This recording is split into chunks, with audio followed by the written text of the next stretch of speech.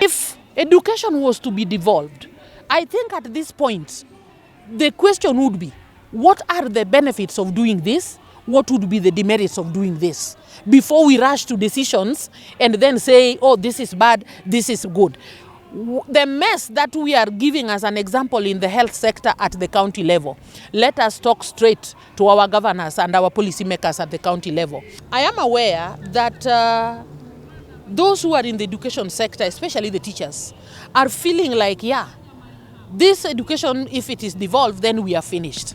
The elephant in the house is leadership at the county government level that will take cognizance of the central role that they are supposed to play, as opposed to just doing mediocre work of going to funerals. As at now, I would want to invite all and sundry to think and brainstorm objectively about this issue.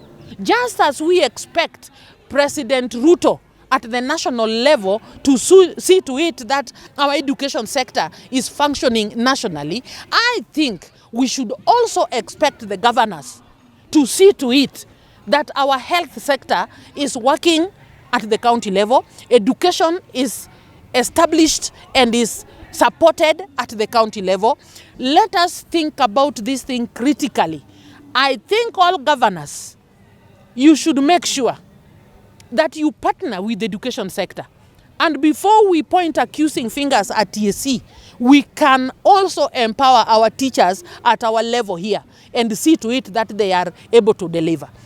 Are we aware that they don't have labs? Are we aware that they don't have proper classrooms? Are we aware that our children are lacking some little fees so that they are missing lessons? These are the kind of things that the governors need to address.